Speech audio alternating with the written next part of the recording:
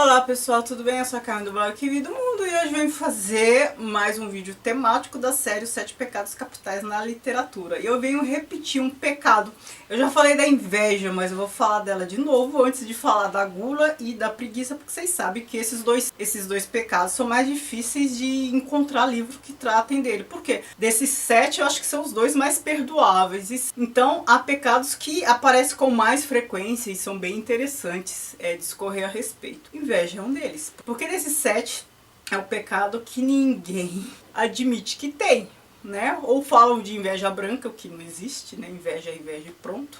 Ou não admite que tem. Normalmente as pessoas acreditam ser vítimas da inveja alheia, mas não que sentem inveja do outro. Parem para pensar no que é inveja. A inveja, uma pessoa que inveja a outra, é uma pessoa que admira esta outra, mas ao mesmo tempo sente o ódio, porque admira e queria ser como ela.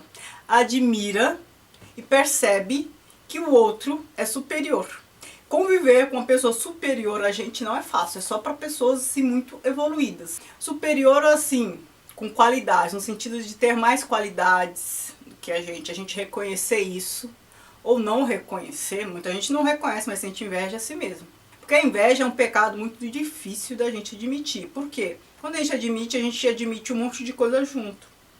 A gente admite que o outro é melhor que a gente, tem qualidades que a gente gostaria de ter e que a gente não está no páreo. E o que acontece no caso de muitas pessoas que sentem inveja? O que é muito frequente? Desqualificar o outro. Quando você vê uma pessoa desqualificando demais a outra sem motivos, pode saber que essa pessoa está incomodada. E muitas vezes essa pessoa não se dá conta, né, de que está sentindo inveja, de que está se incomodando, né? Eu acredito que as relações, nossas relações todas, elas se dão por meio de comparação. A gente se sente superior ou inferior ao outro o tempo inteiro. Seja pai, mãe. Às vezes você está numa condição realmente inferior, se há uma hierarquia. Você tem uma autoridade a respeitar, você está numa condição inferior. E às vezes essa condição inferior, ela surge não por uma relação imposta ou dada, como uma relação de autoridade entre chefe e subordinado, pai, mãe, professor e aluno e tal. Mas desta comparação automática que a gente faz sem perceber.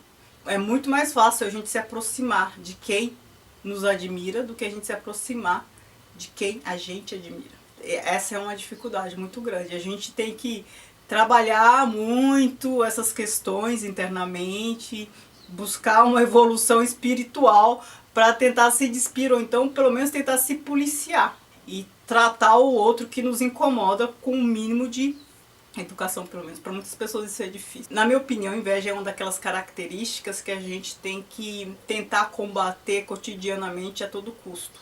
Como a injustiça, como a falta de ética, são coisas que pra gente conseguir precisa de exercício cotidiano, porque se a gente deixar seguir, fluir naturalmente, a gente vai ser antiético, a gente vai ser injusto, a gente vai ser invejoso. Isso eu acho que todo mundo, né?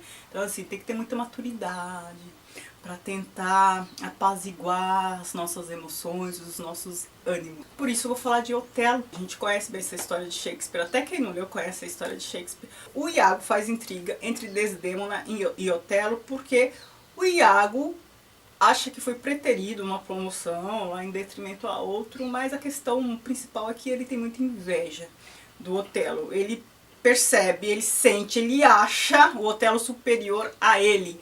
E não é todo mundo que consegue conviver com a pessoa que considera superior. Tem muita gente que faz maldade. Tem muita gente que não consegue se olhar e perceber seus defeitos, sua condição inferior. Aí vai fazer maldade com o outro ou vai desqualificar o outro. É mais comum que um desqualifique o outro, né? Maldade é só pra gente mau caráter mesmo, porque até a gente que não tem tanto problema de caráter assim tem dificuldade em lidar com a inveja, tem dificuldade de reconhecer a inveja, lidar com ela. O Iago é super mau caráter, ele faz o mal pelo mal. Um dos piores vilões assim que eu acho que é aquela pessoa que faz o mal sem uma motivação, não é porque foi acometido por um sentimento passional, não, é aquele mal calculado. Então ele faz um inferninho entre Desdémona e Otelo, até que a gente sabe, né, gente, é tragédia, é Shakespeare, a gente sabe que não sobra muito elenco nessa história. O primo Basílio, do Eça de Queiroz, e eu estou falando, óbvio, da Juliana, que é a personagem mais interessante dessa história. Ela é empregada da Luísa, descobre a traição da Luísa e começa a chantageá-la. Ela quer ter as coisas que a Luísa tem. Ela inveja a condição burguesa da Luísa e ela, Juliana, sem eira nem beira, sem essa condição de criada, e ela, por saber um segredo, né, eu sei que você fez no verão passado, ela chantageia e acaba conseguindo coisas. Ela, por muitas vezes, se põe no lugar da Luísa. Aqui é uma inveja, não é do que o outro é uma inveja do que o outro tem. A inveja pelas posses. Felicidade Clandestina, da Clarice Lispector. Este é um livro de contos e o conto a qual eu me refiro é o que tem esse título, Felicidade Clandestina, que é o primeiro daqui. Qual é a história? É uma história real, né, meio autobiográfica, da Clarice Lispector, quando ela era criança.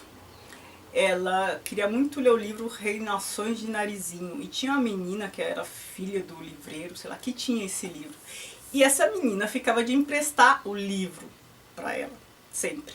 E aí ela ia na casa da menina buscar o livro, e cada dia que ela ia, a menina dava desculpa, falava que tinha emprestado para outro, e assim enrolando, e a frustração da Clarice, né, a personagem aqui, ia só aumentando, até que um dia a mãe da menina do livro aparece na porta para entender o que está acontecendo. Aí as meninas explicam a situação, né, que uma foi pegar o livro emprestado da outra e a outra falou que não estava lá, e a mãe dela fala assim: mas como? Esse livro nunca saiu daqui.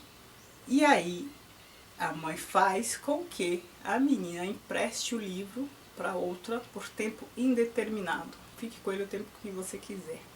Onde está a inveja nessa história? Eu já contei essa história para falar de ética, hein? Porque a mãe dela tem uma posição, tem um comportamento ético que é disciplinar. É um castigo pedagógico, assim, deixa o livro com a outra por tempo indeterminado, que é melhor até do que dar o livro para outra menina. Não, é para civilizar a criaturinha ali invejosa. A inveja está onde nessa história?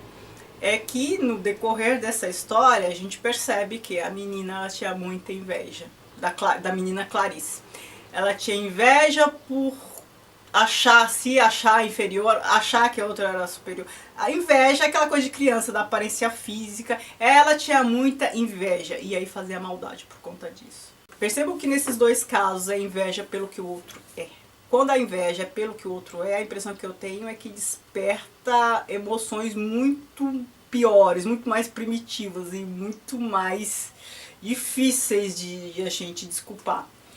Não sei, se bem que aqui Juliana também, hein? Aqui é inveja pelo que o outro tem, né? E aí vem a chantagem. Vou falar que não é maldade também.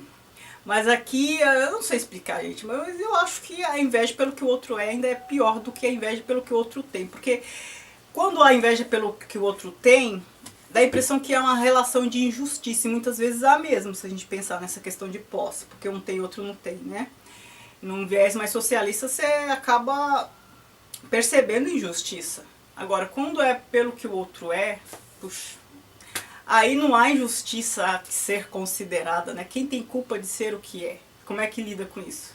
Então esses são os 3 casos de inveja que eu apresento a vocês dessa vez, e é muito provável que eu ainda faça 3º, 4º vídeo sobre inveja, enfim. Tem outros pecados também que vão ter repeteco aqui, viu? Porque tem pecados que são bem recorrentes na literatura. Enquanto isso eu fico com a dificuldade de gula e de preguiça, mas se vocês tiverem livros para me sugerir sobre qualquer um dos pecados, deixa aqui embaixo para eu ver se eu já tenho, já li ou procurar ter e fazer vídeo, tá bom? Muito obrigada por assistir.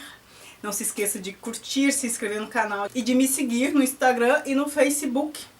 O que vi do mundo. Beijos e tchau, tchau.